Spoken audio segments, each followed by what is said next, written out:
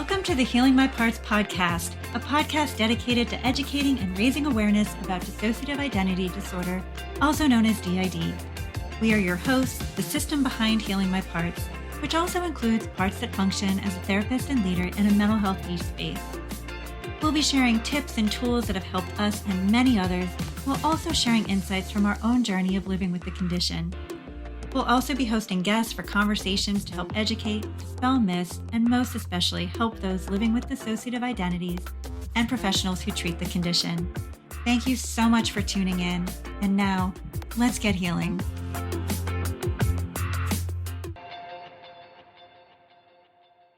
Welcome, everyone. We are so excited to have our friends, the System of Gardens and Flowers, with us today.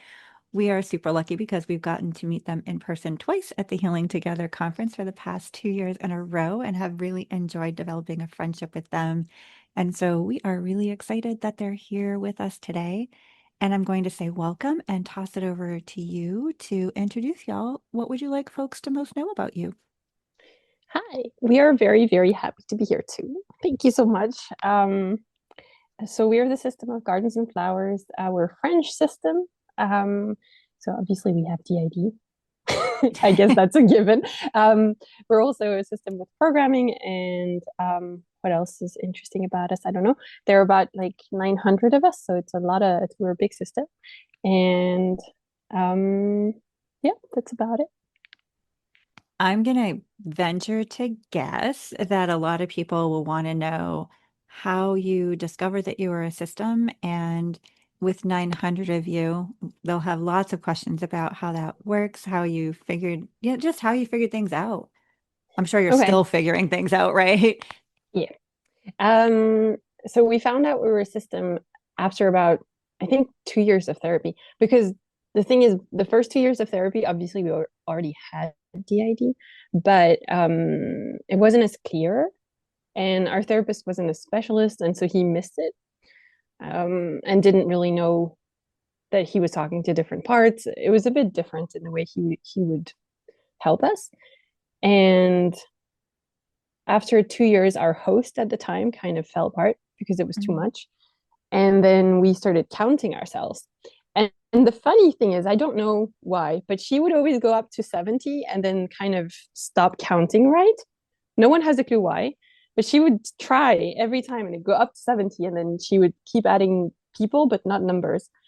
And then at some point we took an Excel spreadsheet, which is still going, and we wrote everyone down with ages and trauma. And we were, I think, about 70, 75, I think, the first time we counted. And then we just kept adding parts. Basically, every time that we have someone who's new, we ask if they want a name, if they want an age, what's their story. Sometimes we don't have an answer, but we just add them. Like, somebody arrived on that day. We're not sure who. They're about 3 years old. That's all we know. And then over time, they come back and talk to us most of the time.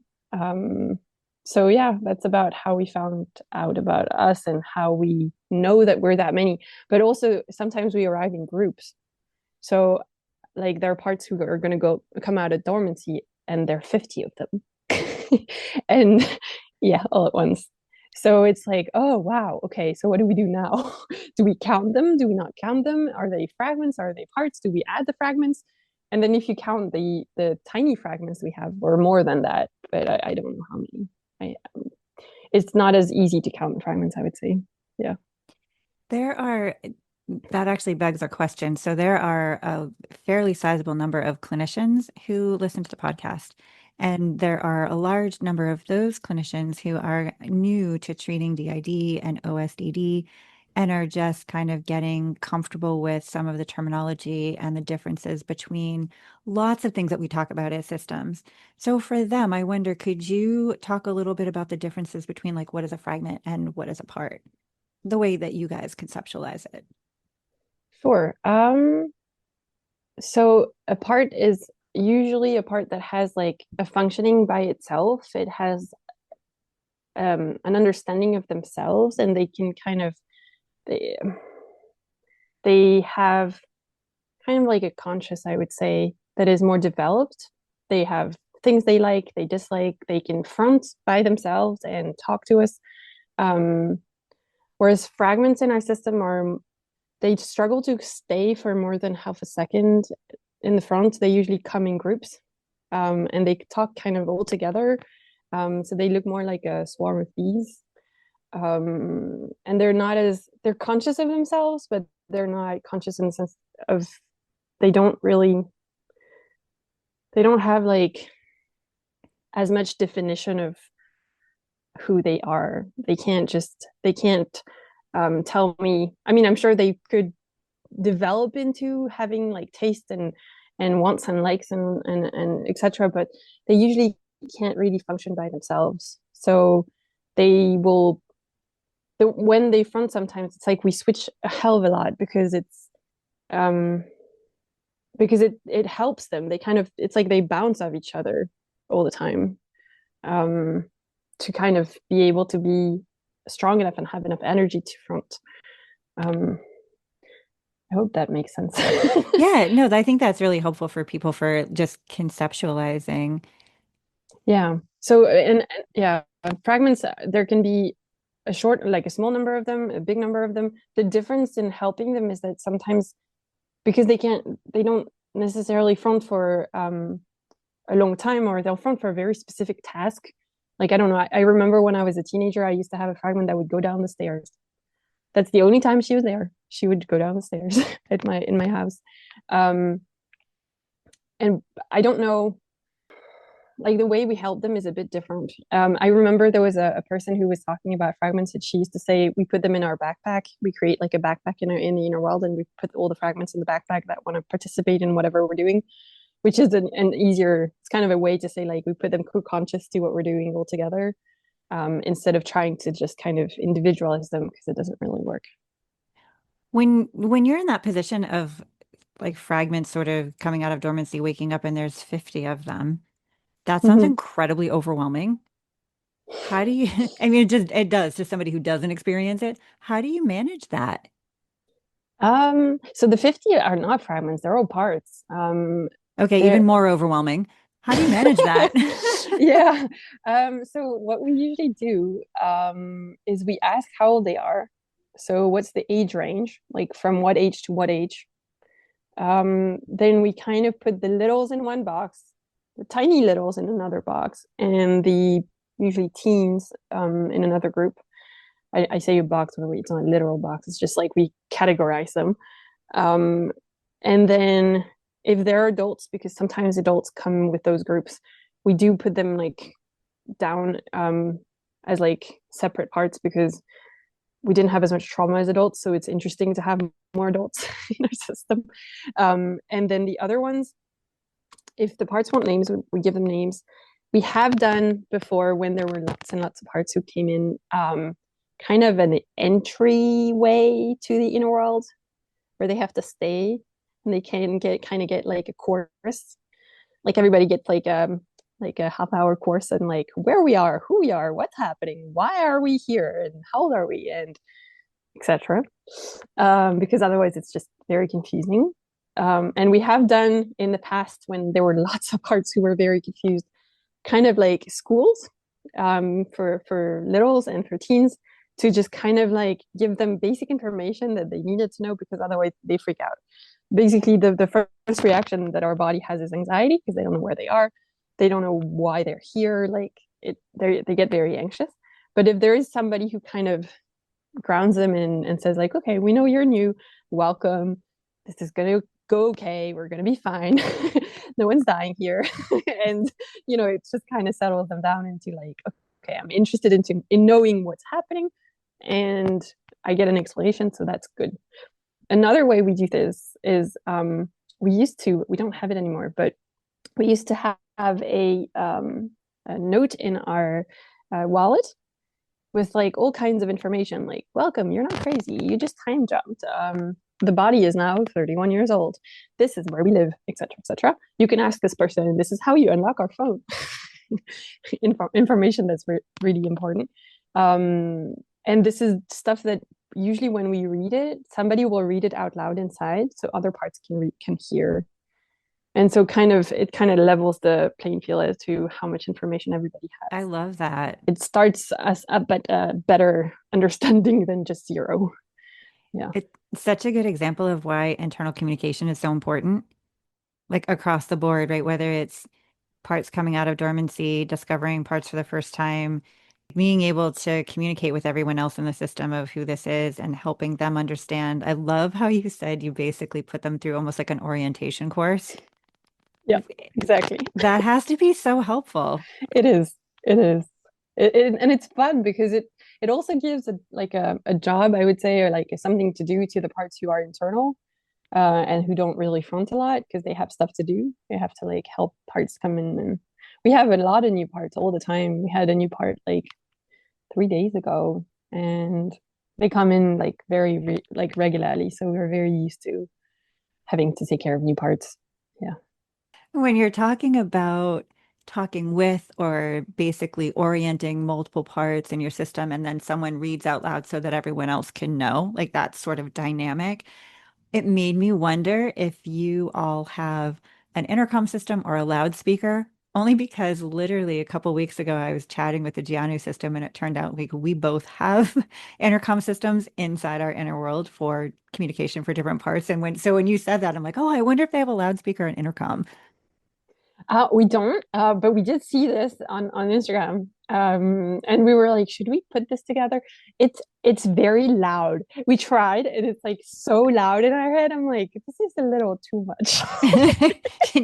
but but maybe it could be interesting for like very important like type of information. Like my favorite personally is the we're driving, nobody gets to front outside of drivers. That kind of information, loudspeakers, like that feels relevant enough.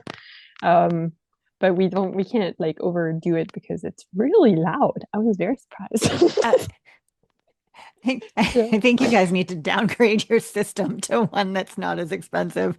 Like Yeah. we, I don't know what happened. I tried and I was like, and it just like sounded so loud. I don't know. I think because yeah, it echoed in the inner world. I think it just became like everybody started to hear it, and I was like, yeah, that's a lot of parts. now I have this image of yours of being like this major PA system that you would have at a huge football game or something, this giant stadium, as opposed to like in ours, it's just these like little personal room to room intercom systems that you might have in an apartment building where you're buzzing somebody in. A Yeah. little quieter, but everybody can hear. I mean, that must have been jarring for the littles. Hmm. Yeah. But we also have because we're a big system, and I think that's one of the um ways that big systems function. We have a lot of co-consciousness and co-fronting. So as much as we do have amnesia and we do have parts that front and they don't remember anything, and we share a lot of information during the day, and we talk out loud a lot to each other. It's much easier for us to talk out loud to each other than to talk inside the head, um, for different reasons. So we talk out loud a lot, and we'll front and talk and switch and talk and switch and talk and switch and talk a lot more than talk inside the head. It doesn't feel as natural for some reason. That makes sense to me as somebody who talks out loud all the time. Okay, cool. I'm happy I'm not the only one. I've met so many systems who do that. They're like, oh, yeah, I totally do that. And I always think that maybe it will help us remember things, but I literally can make these amazing discoveries as I'm talking out loud, walking the dog, and having conversations internally with different parts. And then I get really excited about it. And I'm Mm-hmm. even more excited to share this new epiphany that I've had with my therapist about a part that gave us all more information about something that it was doing or whatever. And then I get back to my car and I can't remember a thing. So Mm-hmm. it Yeah. definitely doesn't help the memory retention, but Yeah. No, I get that. I agree. But sometimes we do this a lot at work where we'll be discussing whatever we're doing and getting the right angle and rereading whatever another part is read. Like we work as a team instead of working by ourselves, which is like my favorite thing ever. Like, honestly, so practical. oh my gosh, when you think about how different parts have different talents, right? To be able to bring them together and have them move in to take over for a particular task. But actually, your method of doing that sounds so much more collaborative if you're all able to talk together while you're working. So I wouldn't say all, but there's usually two or three of us kind of co-conscious or co-fronting at work. Yeah. So that helps. I should have said all the work parts rather than all, because Yes, yes, they're that would not be that many work slightly parts. overwhelming. Yeah. Yes, they're not. I think they're like about 15 work parts in our system. So yeah. It's interesting to think about because it's in many ways my system is much smaller. That there are definitely several parts that take care of work. And sometimes they'll move in and move out. I was joking the other day about my system being like the game Hungry Hippos, where like one like goes forward and does what it needs to do and then retreats, and then the other one comes forward, does what it needs to do and retreats. And Mhm. the level of communication while that's happening is highly variable. Sometimes there's somebody doing something and another part having lots of thoughts or wanting to give advice or just having some snarky observation that it needs to share, the internal like moderated chaos, I suppose. So it's fun actually to hear how your system works at work. Yeah. I mean, at work, it's my favorite thing is during negotiations because we don't have the same type of negotiation. We don't have the same attitude towards negotiation. We don't have the same strengths. Some of us are going to be very friendly. Some of us are going to be very, um, I don't know, calm. Some of us are going to be very detailed, like to the point. Um, and so if something doesn't work, it's not like we shift gears. We literally switch to another part who's going to take over and try, Yep, which is great. It's very practical. that makes total sense. Yeah. Do people that you work with know that you're a system? Yeah. So we're out at work for the people who we work with, the ones who are in our teams, the legal department, they know. The ones who we deliver services to internally, and the ones we talk to, the clients, etc. They don't know.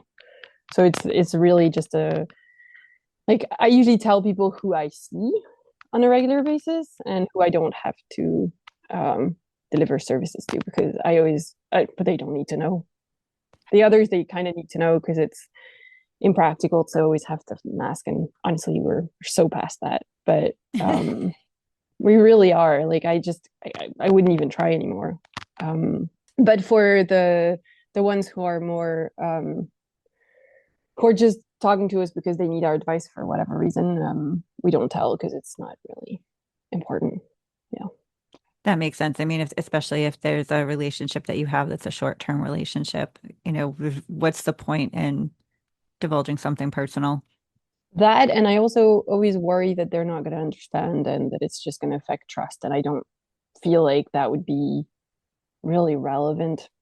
Like if I if I had to work through it, like if I had to talk to them and to explain, etc., I would, but I don't really have to. So it's easier if I don't have to, and I don't do it. It would be a lot of emotional labor, I think, if you had to do that all the time, Yeah, it's right? already a lot of emotional labor just having to explain it to the teams all the time. So I would imagine, well, I'm curious, that begs another question, right? Of when you are needing to disclose for various reasons because you're working with people and it seems important for them to know, what are some of the biggest misconceptions that you've encountered from them about DID or even trauma in general? I mean, I feel like there's such a big misunderstanding about what DID is, how it comes to be, what it looks like. so it can go both ways. For me, the one thing I don't appreciate is when people don't treat me differently. So they'll know about it, but they won't adapt in any way or form. That's really exhausting. Or people who will just like whenever they know about it, but they don't expect me to talk about it after I tell them. They'll just be like, "Oh, okay, you have DID, fine." But then every single time that I'll mention an alter or that I have a different name than my name or whatever reason, I mentioned that I wasn't here this weekend. This happens a lot. Um, then like they look at me funny, like that's weird. I'm like, I explained this to you, so that's not weird. That's just how I function. So I feel like that's something I really don't appreciate. at work, because it happens at work. And I think the biggest misconception is that I should be doing a job that's not that intellectual, because I am a legal counsel, so my entire job is literally like giving advice to people and Mhm. finding strategies and complex situations and solving issues. And um, I feel like one of the things that they don't expect me to be that intellectual because my brain is broken, kind of thing. But I I have, a law degree, and I went to, yeah, but I can tell. Like, I had a person once tell me that I should do a job that's like, quote unquote, easier. And I'm like, what do you mean? I actually am okay at my job. Like, I do well. Like, I don't need to change jobs. Yeah. It's like almost as if because my brain works differently, then I'm not as smart, or which is not true. I think it's actually more capable of understanding very complex situations because I'm complex. Yeah. I'm having so many reactions to this right now. Like, nobody can see me rolling my eyes and like looking horrified that people say these things. On the one hand, I guess I'm not surprised just based on the stereotypes and all these misconceptions that are promulgated throughout media. And, I think the way that DID really is actually sort of boring to look at because most of us can blend in just fine. You'd never know, right? Except Mm-hmm. for maybe times of acute distress, when the system is not organized. Sometimes when we need like some extra care, time, and attention to attend to that. But it's so incredibly insulting that somebody could say something like, either your brain is broken or you need to do something easier because I'm perceiving this to be something wrong with you, as opposed to being able to understand that actually you probably use more of your brain than other people based on the fact that you've had to hold so many experiences, so much information, and categorize them in so many different ways and still be able to function, quote unquote, normally throughout the course of your life in the world. And you have so many resources from all these internal parts who can hold informations and skill sets and lots of things that other people can't do. But maybe that's part of the problem with how DID is presented. There's not enough, there's just not enough good, solid information. So I love the fact that you're here like, I'm actually a really good lawyer. I went to law school and I help people with legal counsel in really complex situations all the time. And yes, I'm a polyfragmented system. Yeah, I am. Yeah. No, I am in, and I think the other, like, the thing is, I do have a law degree. It didn't disappear from my head. Like, because I found out that I was a Yeah. system, like I have a law degree from the Sorbonne. Like, it's not like I invented that. It's actually on my wall behind me because this is something I have to remind myself of. Oh, we are an attorney. Right, that happened. Oh God. But it's interesting because one of the things that I struggle with is this in between where I can do a really good job, but I'm also in many ways disabled in the way that I do my job because I get very tired, or I will have something going on in my personal life that's really hard to do. And that's really hard to deal with. And I'll have like these past 2, 3 weeks, for example, I've been grieving this gigantic thing, and I'm at work and I'm pretending to be fine. And the only comparison that I have in my head in terms of the enormity of the grief is when I lost my dad. So this is how much I'm grieving right now. It's the same Mm. level of emotional um, weight as the sadness that I got and the grief that I had when I lost my dad. And when I lost my dad, I was actually taking the bar exam, and I failed the oral exam part, but I had done so well in the written part, I actually got it anyway. But I failed it so bad because I couldn't concentrate. I couldn't do anything because I was so sad and I was just grieving. Mm. And right now I'm at work and I'm thankful that my system is a lot more functional than it used to be, because now I can do things, but I'm still less able because my emotional capacity is lower than a person who would be doing fine. And so it's hard because I want to be as good as everybody else, but my capacity for being good at my job changes over time a lot, and it's outside of my control. And it's very, very frustrating for me because I want to be good all the time, and it's not possible. It's just not possible.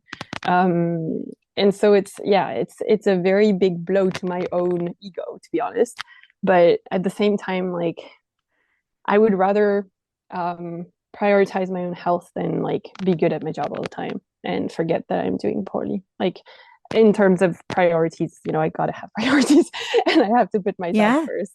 But it is frustrating because like when I was the last 6 months though of 2024, I had huge problems with programming. Didn't know what was going on, and I had programs that would get turned on at work that I didn't know, and they would kind of shame me all the time, and I would feel really bad, and I felt like I didn't belong there, and I didn't know where all these feelings were coming from. And then I found the programs, and I was like, oh God. And then I had to work with the program parts because I had no idea how to help them, and that took forever. And during that entire time I was working, but I was working like I was self-sabotaging because of the Mm. programs. But I didn't go to work and tell them like, oh, and by the by, this is the reason why I like didn't do this correctly is because the program was telling me that I was a really bad person and that I shouldn't be here. So I didn't have it in me to like fight it. So I just pretended like I just did a poor job because I didn't feel like I belonged. And I was just like, ugh. And so I had to like over explain myself afterwards and not really explain what was going on because I wasn't going to start telling them that I was programmed. So I that's another conversation. So, so I didn't. So That's a yeah, whole different that's a conversation. whole different conversation. So I didn't tell them. So I just kind of sucked it up. But I know it's unfair because it wasn't my doing. It's really just programming messing with my head. So That sounds so painful it really is.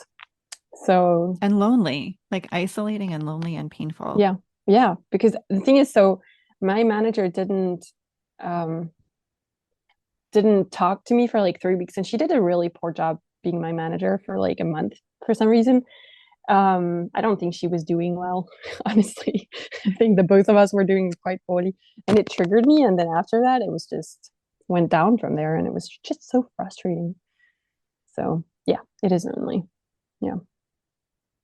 I can imagine, if that's coinciding with your manager not essentially managing well, how that could just spiral into a lot of just bad self-denigrating feelings. Mm-hmm.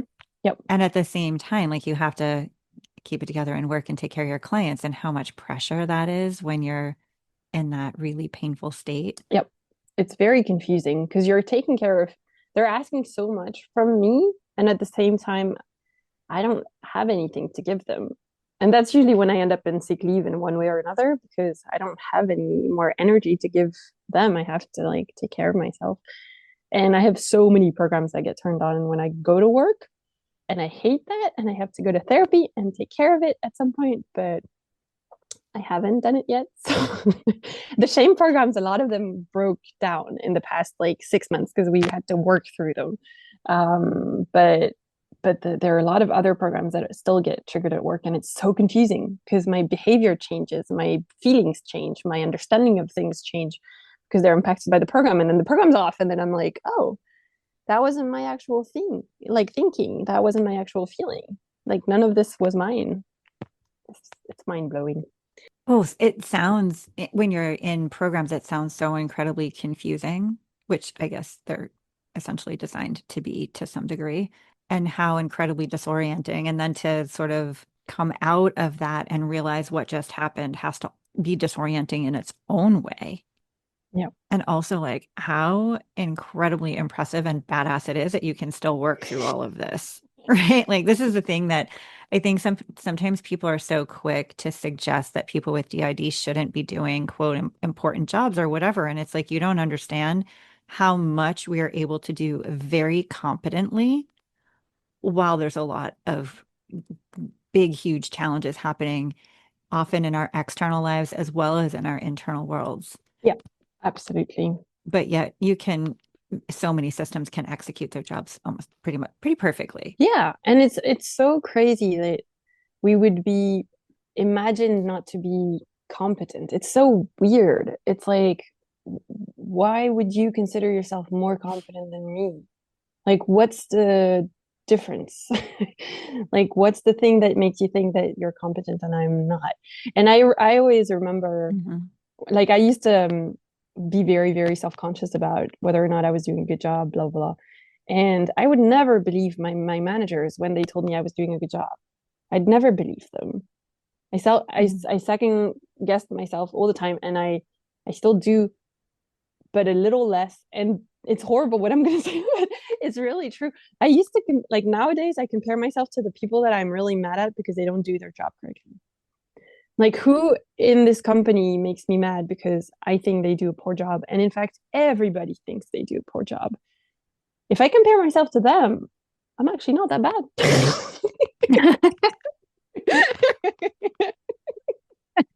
I love that. So now that gives me at least a little bit of confidence. And then I just top it off with whatever. It makes me think so much how much work we have to do in terms of just destigmatizing all mental health diagnoses. And of course, especially DID, because I feel like it's so incredibly stigmatized. And yet, if people could stop with the judgments and stop with, I don't even know where it came from. I don't know what the root of it is. Like, where did this all come from when we're so busy othering people? And when people can take a step back and really look at the brilliance of what happens, there isn't a system that I've met who doesn't have a huge, giant, multi-skill set.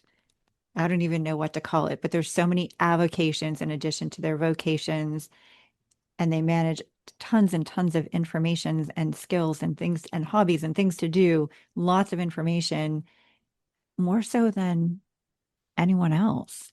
Yep, absolutely. So when people are like, oh, it's a superpower, but it kind of is though. Yeah, no, I agree. And I think it's really interesting that we have so many different perspectives. Like, Yeah, that part can get a little challenging it is sometimes. challenging, but I think it's so interesting. Like, for me, my brain was really altered when I was about 15 years old. And so I have parts who were present before the programming, and then parts who were during programming, and then parts after. And I have parts who were really harmed, even before and then like at different times. And every single one of them that I run into teaches me something. Mm, I never stop being fascinated by the things they have to say, even the parts who don't remember anything, like this experience of walking around and not having a clue what a bike is and jumping at a car because you don't know that's the car. That experience most people don't have. And I have it because I have parents who don't remember what a car is, or what a bike is, or a trash can, or whatever. And it's fascinating to have to explain that. yeah. And it's sad, but it's also really, I don't know, it's humbling, and it's just so powerful to think that you you could be walking through life and have no clue what is going on, and you actually build that knowledge over time, and it's not something you come to life with. And I mean, Yeah. and the brain just stores information and loses information, and like, it's, I mean, I follow a lot of Instagram stuff about dementia, for example, because I think a lot of the times the people who share interesting Mhm. information about dementia, it actually helps me help my parts who are very hurt. And so it's just so fascinating. I have so much more empathy for people who might function Yeah. differently, because I'm not just a lawyer. I'm a lawyer at some days, but like, I'm also on other days like someone who can't tie her shoes or can't read. So it's a really interesting experience of life. You're doing such a great job at describing how people can hold the both and, because I feel like we are somehow socially trained to think in dichotomies. It's either or, right? Like you're either a successful lawyer or you are somebody who may have these types of struggles where you, yeah, don't know what a car is, or that they can be dangerous if you walk in front of them while they're moving, or, where trash goes, any of those things, right? But rather than being in that dichotomy, what you're saying, right, is like in many ways I can fluidly move between the both and both things are true. I'm a great lawyer, and sometimes I have these other experiences based on what parts are present close to the front or fronting. Yep, absolutely.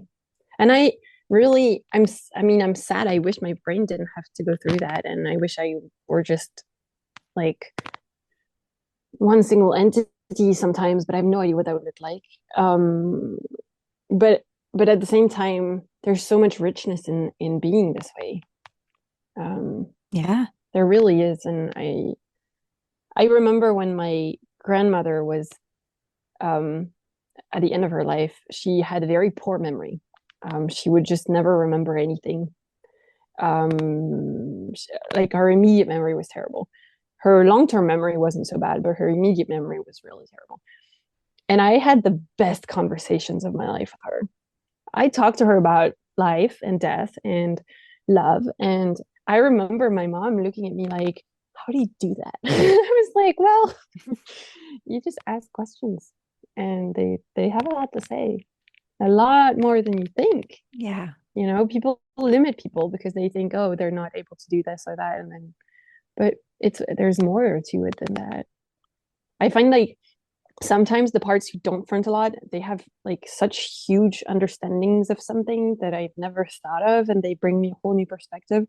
Like my favorite thing is to let my teens start talking about whatever my parents were doing, and their perspective is like on point. I'm like, wow. Like I never would have come up with that. Like never. And I find that so interesting and beautiful. Teens have some of the best conceptualizations of life, I think. You know, they're so pointed. Yeah, they are. They really are. Collectively, you guys have this really beautiful energy, and I wish that people could feel it. They probably will, you know, while you're talking and they're listening, but you collectively just really have this very gentle, beautiful energy. And I'm sure that that's because of the collective that you are, you know? And you know, it's one of the things that I found is so interesting, and one of the ways that I always, you know, kind of bring myself back up and back to life whenever there is like a really terrible memory or terrible trauma or whatever, is when I go to therapy and then my parts start talking, even the ones who are not very easy to talk to or who might be misguided in how they think life is, because that's kind of how programming works. And it's like once they get through, once they get a level of understanding of what's what, and they're not manipulated anymore by wrong misconceptions, then everything that gets built on top of that is really beautiful and positive. There's nothing that, like, every time I'm listening to them and they heal me, because I'm remembering this horrible like stuff, and I just don't. I think, oh my God, who am I, and what is going on, and how can this have happened, and how can humans be so horrible, and how can I have been like this? And it was so hard because I had forgotten everything. And then I would go to therapy, and these parts, they would start talking, and they were so genuine, and so even in the worst situations, I could see the kindness, and I was like, okay, fine, you're me. I'll take it. Okay, fine. I'll try to integrate with you because you seem to be very nice. So it's going to be hard, but let's do this. Because it really, like, that's what's really keeping us up, like how humane they remained in the end, even after everything. That's really how we managed to stay alive. And it keeps us up. And I'm not saying this like it is hard to stay alive, so it's important to have things to remember and to like kind of hold on to. Yeah, that's so powerful. You know, I just wrote like a blog post because I was I was really angry at love until, like, because the last 3 weeks have been crazy in terms of memories and stuff, and it's just been really bad. And I was so angry at love because it was like telling me, no, but there's another way. You don't have to, you know, hate yourself. There's another way. Look, there's another way. And I was like, I don't want to go that way. Let me just rot and fade away, please. Okay. And love was like, no, you can't do that. I'm not letting you. And I'm like, I really want to though. It's so interesting whenever conversations come back to the concept of love and compassion. I always personally will lump love, gentleness, and compassion all together because it feels so key in healing, and it sort of demands vulnerability and it demands acceptance, but that it also sort of provides this really soft, gentle space to land. And while it's so beautiful, it's also so fucking painful. Right? Like there is a place where I totally understand, especially the teen parts who are like, fuck this. I'm not like, we suck. We're the worst person on earth and we should just crawl into a cave and never be seen again. Because it's so protective against that deep pain that you can feel, especially once you land in that place of really understanding how extraordinary each part is. Yeah. And then the pain comes out and you're like, why Yeah. did I choose love? Oh, come on. And yet, oh, it's so hard to put into words like the depth of that love and compassion. It is. It is. Yeah, And it does, you can land. And there's so much stuff that you can heal in hugging yourself.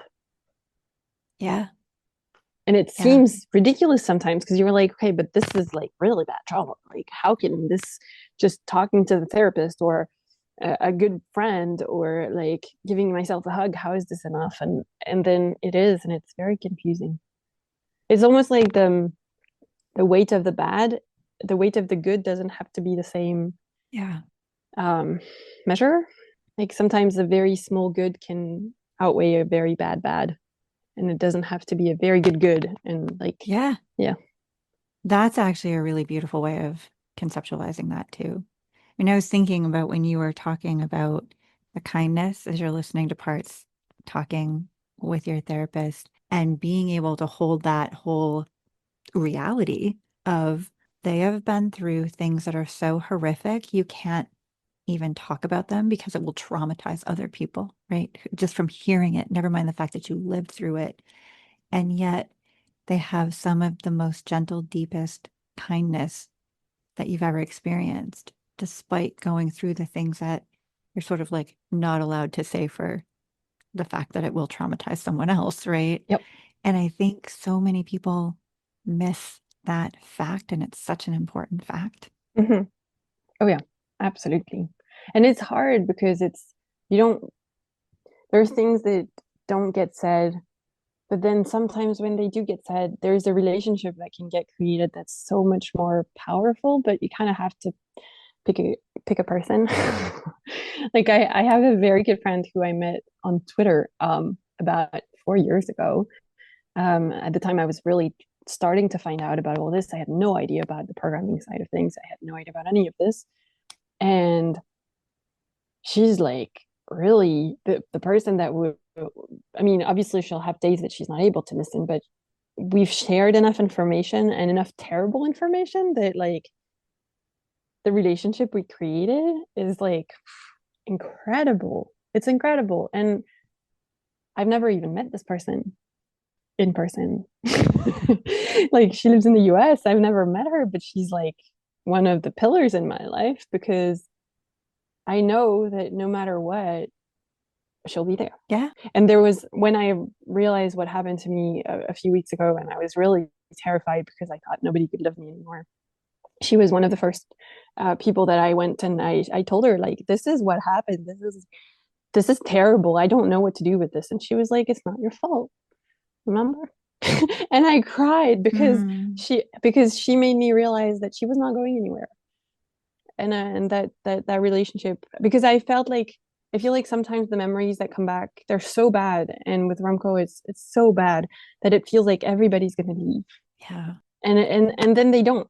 And I think that's the biggest repair that I get is like my therapist not running away and my friend not running away. And like I'm like, okay. My pillars are still here. I can still move through this. it's going to be okay. And it's really important, but I had to share this much vulnerability with her, at the risk of traumatizing her. But I've had to do the same with her. And what I used to do, especially at the beginning of our relationship, is I used to dance it off. Like she would technically kind of traumatize me with her stories, but I used to take care of myself. I would light a candle, I would dance it off, I would put music on, I would make whatever, like I bought flowers once to like honor something. I made it happen so that I wouldn't be traumatized, so that it would be part of like stuff that I know that happened to her, but I wouldn't be traumatized. Yeah. And it matters, and it is possible to listen and do that. It doesn't have to be like the end of the road to listen to somebody tell you something really bad and then you run away. While you are talking, I'm thinking about how incredibly beautifully symbolic your system name is. Like gardens and flowers, it's like the vulnerable beauty and the resilience, like gardens and flowers having their seasons. And you really embody that so beautifully. I'm glad.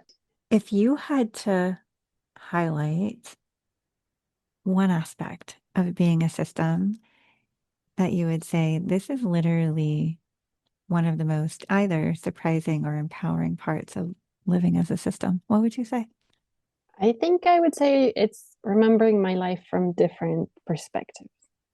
Like remembering a lot more of my life than most people do, and really remembering the perspective at the time, which a lot of people lose because they grow older and then they forget. But when you go back to being younger, you can really remember what it was like because the part lived through that specific moment in time. Um, I think that's my favorite thing. That and I when I say perspective, I also mean the age. Being able to go back to being a baby. I mean, that Yeah. for me, that's one of the most incredible things that I've ever experienced. Like babbling away and laughing, and the baby laugh. You know how babies laugh. Yeah, Hmm. I can do that.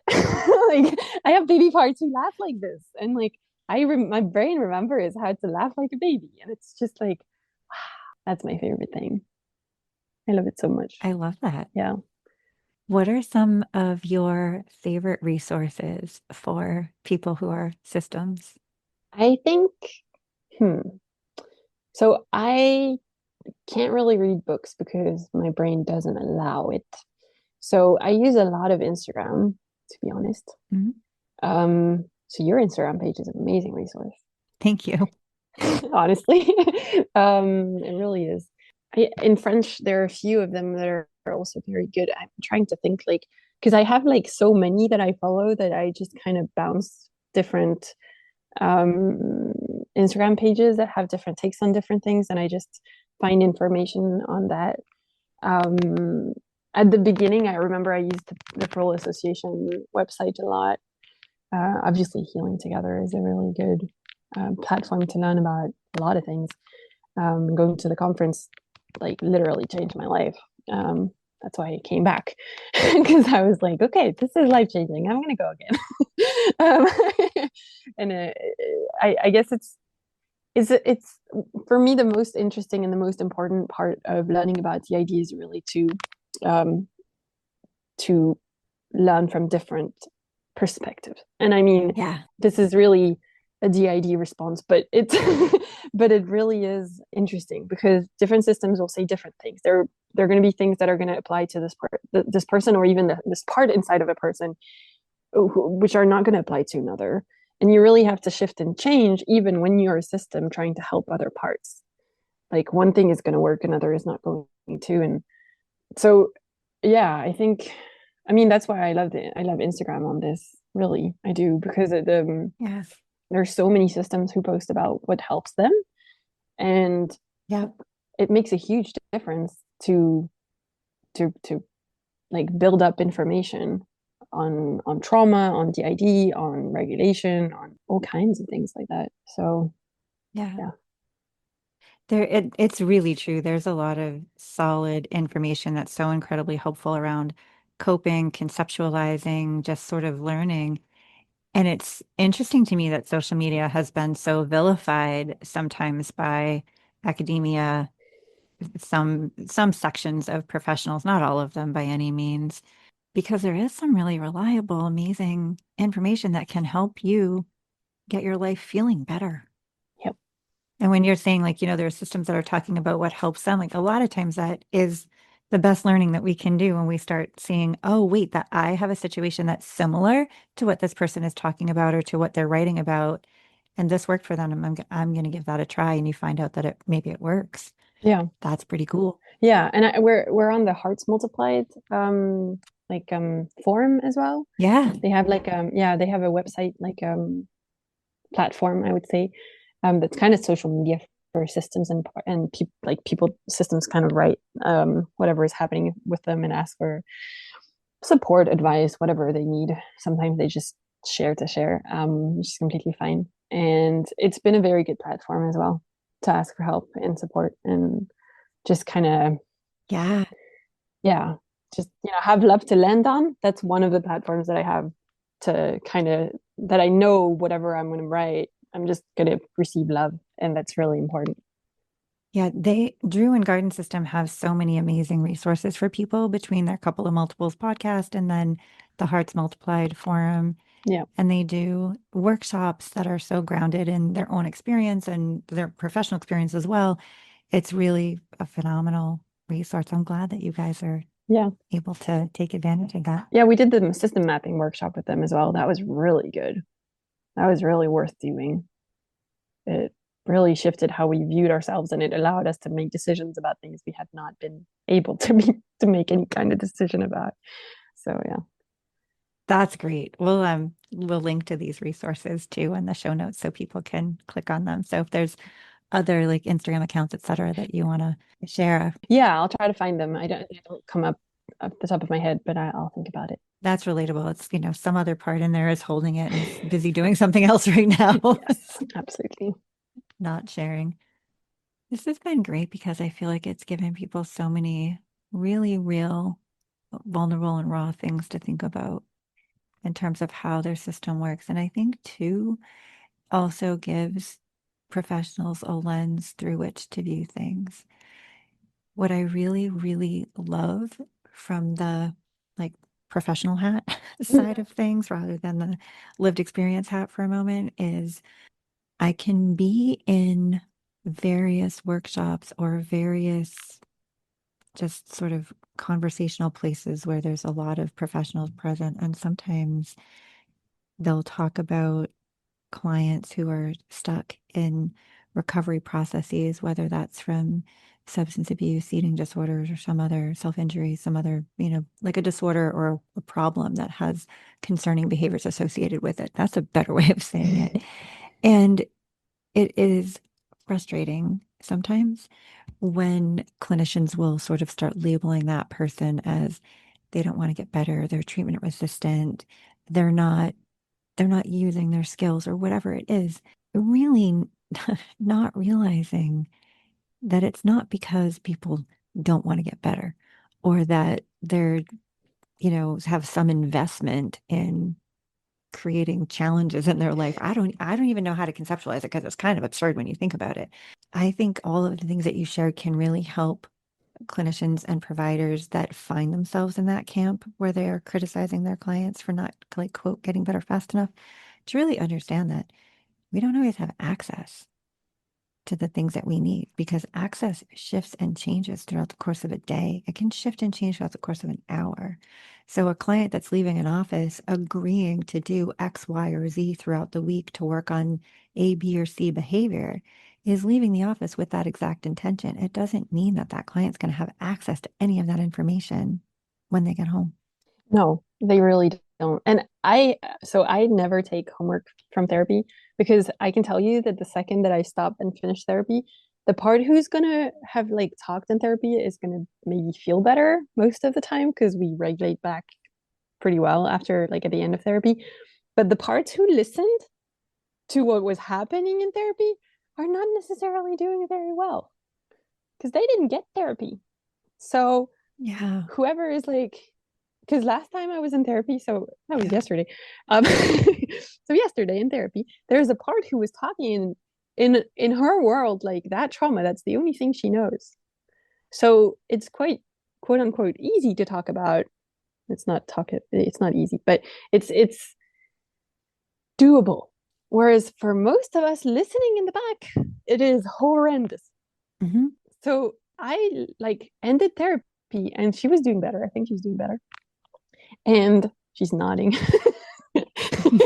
You can't see it, but like she's like listening to me and nodding. And but I sat on this bed for I think 3 hours after therapy ended because I was doing really poorly and I dissociated for 3 hours. And then my boyfriend got home and then I picked a fight with him because, and because, it wasn't a bad fight. It was just a very random fight. But yeah, definitely was feeling scared. And then I cried my eyes out because I was scared and I was sad and I was horrified about what I was listening to. And today, obviously, the space that I was in therapy, which was pretty good, I can't go back in. Like, it's not like I can just, because I shift and change. And sometimes we send emails to like my therapist and we never talk about it. We'll just send an email. He'll write back. We do not discuss the email in therapy. And we won't. And he won't bring it up. And it's better that way. We don't ask him. If we want him to bring it up, we'll say, like, do you know this email that we sent? But if we don't talk about it, he won't mention it. There's no continuity in our behavior. And there's no expectation that there would be. Whoever gets the therapy gets help. But we've even had the situation where this one part would come to therapy and she'd block everybody else who needed help. Oh, I'm familiar with that. And at some point we had to like knock on the door and be like, hey, can you stop going to we know you like the therapist. Not a reason to go to therapy and prevent us from talking. And prevent the rest of us from benefiting. Yes. Yeah, that is a familiar dynamic. But it's hard. And I think we've had different providers and most of them get stuck on this lack of continuity. Yeah. Most of them look for it. They kind of impose it to us and they get stuck and they make mistakes that actually hurt us a lot because they don't respect our dissociation. But they need to. They need to respect the fact that we're not going to come in and talk about last week. It's not going to happen. It's never, like 99% of the time, it does not happen. Yeah, I was just thinking, like, remembering what happened in a session last week. Yeah. Is that a thing? Although sometimes, you will, right? You'll get the same part that will go 2 weeks in a row and then you might. Maybe not for you guys. It does not happen. Like, I remember sometimes there'll be an adult for like the same, like the group of adults who work, sometimes they get home. So they'll talk to the therapist for like 10 minutes. And then whoever needs to go to therapy, like will take over. But no, because there's so many of us, we rarely go twice. That makes total. Well, after I said it, I was like, "There's 900 of them. The likelihood of them going 2 weeks in a row is really low." It's really, really low. So if we need help 2 days in a row, if we need help twice in a row, we'll usually do therapy 2 days in a row. That makes sense. Because otherwise it doesn't really work. The only parts who get a lot of therapy are the adults who take care of other parts. That also makes sense. I've loved this conversation. But I'm sure that I would have been considered a very, very annoying person. I consider myself high maintenance. I'm a high maintenance client. I made a post about this on Instagram. I'm a high maintenance client. I'm very annoying. If I don't like you, I'm gonna go. You're gonna think that I'm like preventing myself from healing, but there's probably like 1,000 reasons why this is happening, and you're not aware. So shut up. That's how I function with my therapist. But my therapist is very good with this, so I don't have to fight him on this. But I've had to fight French providers on this. Like there was a person who kept telling me like, you said you didn't want us to touch your system, and I'm like, I'm a RAMCOA survivor. You're not touching me in any way whatsoever. Or someone who asked me if I would do hypnosis. I'm like, oh, that's never happening. I know, but they don't get it, They think that I'm saying no because I'm being annoying, but I'm not saying, I'm just traumatized. That is not happening. I should ask. It occurs to me because I know that there will be RAMCOA survivors listening, as well as therapists who are trying to figure out how to offer safe care and treat or safe enough care and treatment. How do you navigate sharing parts of your story while keeping your own safety and well-being a priority? Um, I have different answers to this. Most of That makes sense to me. Yeah, It's a loaded question in so many ways, and it's a whole quagmire. yeah. Um, the first and biggest one I would say is dissociation, because a lot of us don't really realize how dangerous it is to share. So we share, and then we're like, maybe that could point them to us, and then we're being in trouble. But then we're like, nah, it didn't really happen, so we're fine. Fair. Yeah, dissociation works perfectly. The second thing is I have found so much strength in meeting and getting support and giving support to RAMCOA survivors. And I don't want to go back in hiding. You know, it doesn't really interest me. Because sure, it does put my safety on the line in some ways, but at the same time, I don't think I can shut up about this. Like once you know about it, you can't not talk about Yeah. it. Like it's just horrendous. You have to like start talking. And I do my like I talk a lot in English, so it also protects me to some extent because it's not in French. If it were in French, I don't think I would share as much. Because I would feel more vulnerable. I don't know if I'm really more or less vulnerable because I'm in speaking in a different language, but it is scary, and it's getting scarier because of the stuff that just came up in my system recently. That is even worse than the previous stuff. So that's really bad.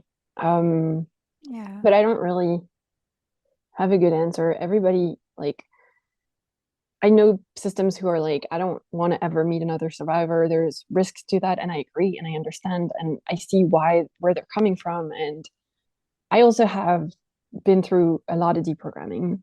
Not a lot, but I have like we have broken about 20 programs. So we have access to and we have become friends with the like parts who are top hierarchy in the group of program parts. So whenever there's a huge problem, we do manage. We can kind of Yeah. level down. We have access to parts who would be reporters who might tell on us, and we do talk to them and we get through to them. So I'm not as scared because we do function as a system that way too. Mm. And yeah, that does help. It kind of feels like, okay, if something were to happen, maybe we wouldn't be able to protect ourselves, but at the same time, like we'd regroup one way or another. That's kind of how it feels. So I'm just here's to hoping that nothing like this ever happens. I feel like hearing how you kind of scaffold that and manage it is going to provide so much hope to other people who are in similar situations, trying to figure out like, how do I navigate this and how do I navigate my feeling and my healing and how do I navigate telling? And there are going to be times that it feels like we told too much and we put ourselves in too much danger and it's going to go really bad. But then for now, at least in the end, it doesn't. And nothing has happened. We freaked out like at the beginning of the year and nothing happened. We're still here. We still live in the same place. We still have no one's accessed us recently. And we do also have friends who have been accessed recently. And so we kind of navigate that with them in our own way. We're like, okay, so this could happen. They're still alive though. That's interesting. And then like it's a process. I Yeah. don't really it doesn't have to feel safe to be done to talk. Oh, that is a takeaway quote of all times. It doesn't have to feel safe to be done. Yeah. That's really powerful. Like when you think about the implications of that and all different types of healing. Yeah. I'm like thinking now, developing this thought. I should write about this. No, but it really doesn't. And when I got to the Healing Together conference the second time, the number of people who thanked me for the post that I made on programming on Instagram, I was like, okay, I'm gonna keep doing that. Because it's like Yeah. even therapists who have clients, and I was like, okay, so if I talk about it, then at least it helps others and it helps therapists understand because it's such a huge Yeah. thing. And it's so traumatizing for the person listening because it's so confusing and it changes everything you understand about the human brain, the concept of identity, of agency, of like torture, and like really bad trauma, and all that. It really impacts the person that's listening. It's not just the Yep. the person who went through it. And sometimes I have to navigate that with my own therapist because I have to listen to, like, I'm like, okay, I'm going to talk about this. You do self-care after that, okay? Because this is going to be bad. and I don't do this to be like controlling or whatever. I just do this because I know. And something that really pisses me off is when like providers don't understand how bad it got and they think they can take it. And I'm like,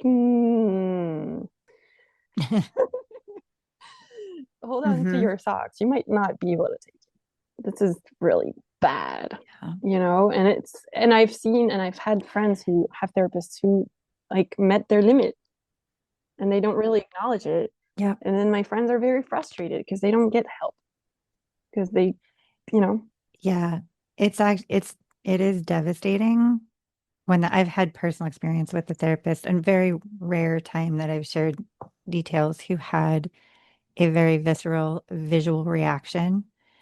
And then our entire relationship changed after that, where she was completely not emotionally available at all.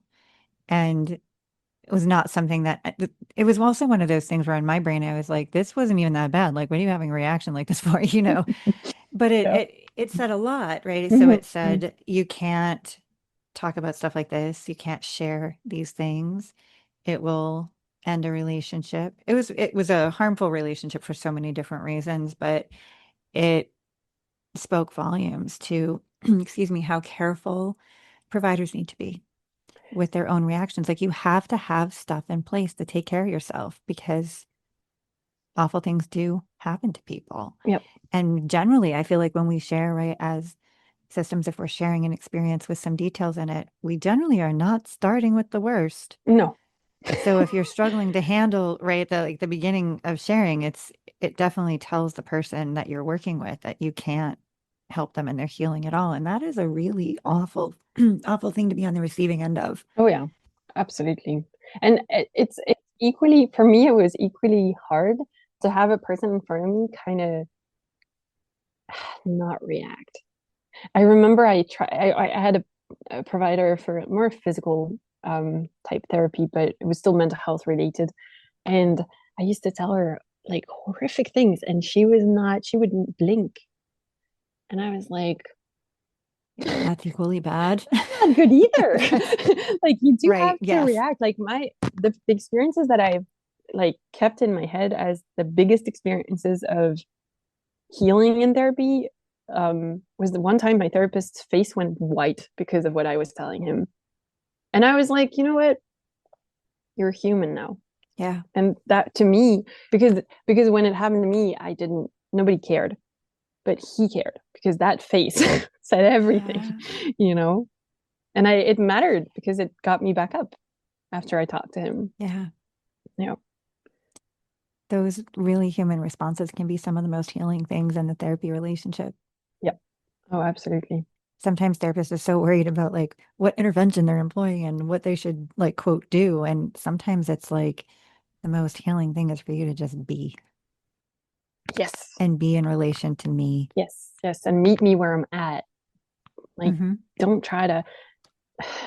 I mean, the intensity of our trauma when we're a system is so huge that we're going to have reactions that don't make sense to you until they do. Yeah. In 3 years, it's going to make sense. But right now, it doesn't. Just meet me where I'm at. Like, just stay in your lane of being a good therapist. That's like the most important thing. Like, just reach down Yeah. as low as I need you to reach, because if you do, then I might actually hold your hand. Otherwise, I just, you run, because if the person in front of you isn't exactly aligned with what they're saying, you run. Yep. Yeah. You have to. Yeah, it's terrifying. Yeah. Yep. Yeah, it really is. Oh, so many deep, good takeaways in this conversation. I feel like I love this. Yeah. And one last thing about the RAMCOA and therapists, how to help. The books about RAMCOA stuff are horrible. Like reading them like destroys your soul in so many ways because the trauma is just so bad. And at Yeah. the same time, if you've read them and you run into a person who've been through that, the if you deal with your emotions when you're reading it, you can be present for the person when they're telling you.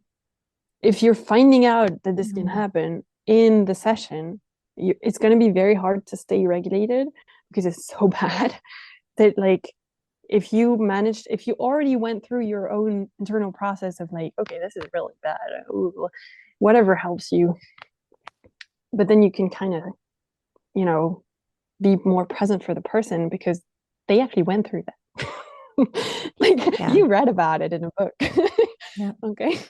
Or you're listening to this person, which is hard too. I'm not saying, but like there, yeah, there's a, you know, I don't know how to say that. There's a need for the therapist to have walked the walk before they get in the therapy room.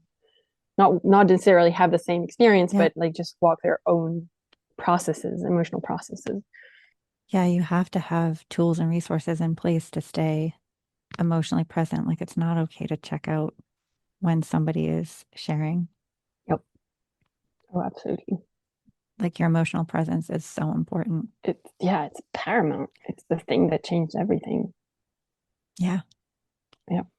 And it's hard. I'm not going to, neither one of us, right, can say that it's not hard. It's hard for both people in the room in different ways, Yep. but it is important to be present. Yep. It is really hard. I'm actually the daughter of a therapist, so I have very funny hats. Because my dad was a therapist. Um, and I could tell, the impact it had on him. And I know the importance of self-care because he didn't do enough of that. And it got him so depressed at some point in his life where I was being trafficked is the moment he was really, really depressed. And I was just like not taken care of at home because he was taking care of all these other people that I was not part of. Yeah. And it's really I don't know, everybody has their own thing that like helps them up, but yeah, it's hard and and from my perspective, like systems will challenge you to think differently, to do things differently, to hmm, develop new tactics, to learn how to say things. Because the thing is, because of the amnesia as well, we don't all have the same level of information. I don't know the number of times my therapist has taught me to breathe Yep. very high number. But I mean, if I hadn't been aware, like aware, or if I hadn't said that I was a system, it would be weird to ask again. What do you mean, but you don't know how to breathe? What's a nose? That question has been asked. It's fair though, right? No, Yeah. Thank you so much for doing this. I'm glad you asked. Thank you for asking. I'm glad you said yes. This is so incredibly powerful for so many people. And I just thank you for the vulnerability that you came here with and for just you have such a benevolent, kind, giving heart and soul, and just how helpful this is going to be to other people. I can't even put it into words clearly because I'm stumbling over them right now. I'm just really moved by our conversation. Well, thank you for having me. I'm glad if it can help anyone. For everyone listening, whether you're a provider or a system, we hope that you found many takeaways from this conversation today. We are still honestly so incredibly moved by the entire conversation. The vulnerability and bravery that the system of gardens and flowers showed up with today has been just unparalleled in so many ways. And there are so many lessons throughout this conversation from, if you're a provider, the ability to hold space and how to do that with people who have really horrifically traumatic histories, to systems being able to find your voice, even though it's hard, and the tenacity and resilience that we can embrace as we move forward in our healing. Just so many things. So we hope that you found a lot of value here. We'll also be sure to link the Hearts Multiplied community in the show notes today that System of Gardens and Flowers had mentioned. Drew and Garden System really have a lot of beautiful, wonderful, really important resources for folks. So please check that out when you have a moment. And we hope that you find lots of value there as well. I think it's really important that in the community, we are sharing as many resources as possible. There aren't enough. And when there are some golden nuggets in there and some beautiful resources, it's important that we all share them. So please do check them out. And again, an extra special thanks to the System of Gardens and Flowers for how they showed up today and for all they have to offer. Please do check them out on Instagram at System of Gardens and Flowers. We will link them in the show notes as well. And please take extra gentle care of yourselves, and let's keep healing. Thank you for tuning in. You can find our blog on Substack at healingmyparts.substack.com and on Instagram at healingmyparts. Just a disclaimer, any information shared in this podcast is not a substitute for professional therapy or behavioral health care, nor does listening to the podcast constitute a therapist-client relationship. Please be sure to take extra good care of you. And until next time, keep healing and thriving.